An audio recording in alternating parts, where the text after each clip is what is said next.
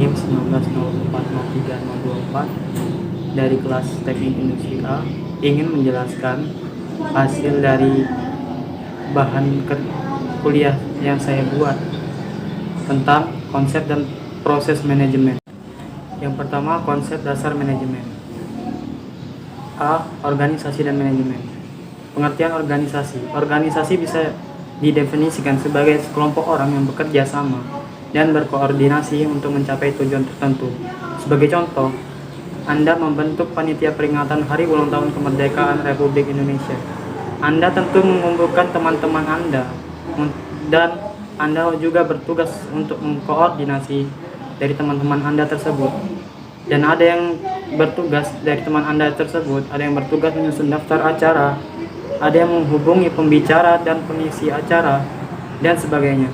Tujuannya jelas, yaitu menyelenggarakan acara peringatan Hari Kemerdekaan Republik Indonesia. Contoh organisasi, untuk meningkatkan kesejahteraan para pensiunan suatu instansi, dibentuk koperasi pensiunan instansi X.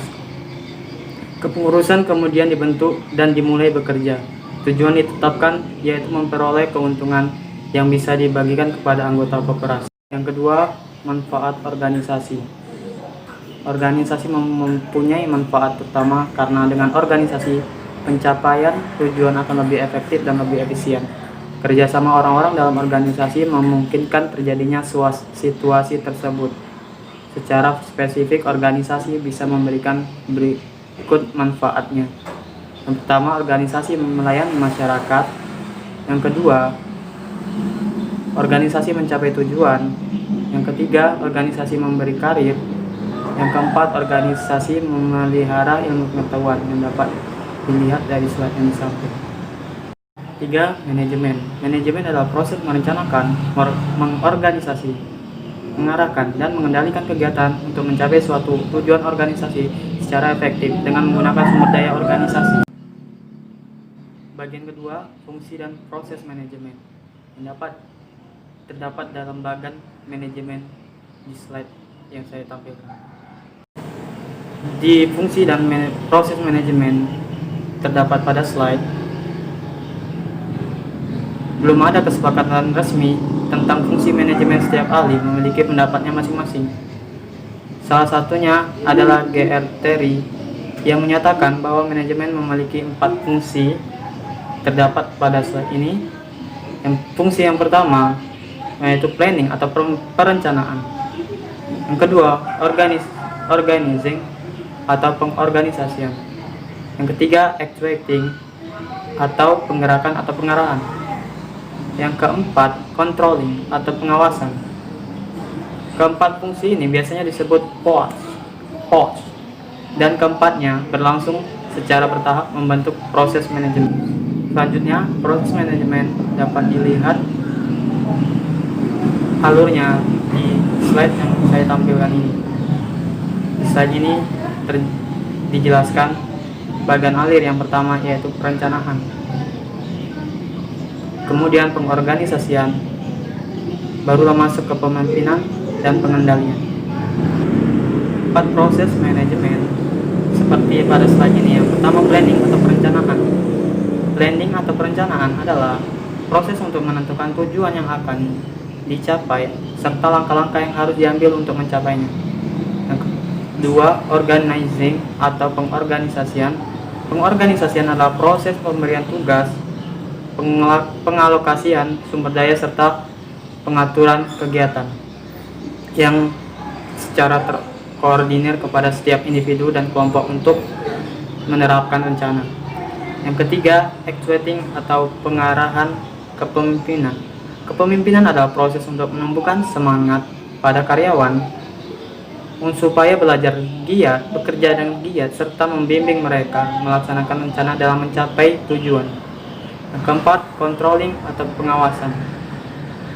Pengendalian adalah proses pengukuran kinerja membandingkan hasil yang diperoleh sesungguhnya dengan rencana serta mengambil tindakan pembetulan yang diperlukan jika ada kesalahan dalam rencana atau plan yang kita buat di awal. 3. Peran manajer terdapat pada slide ini.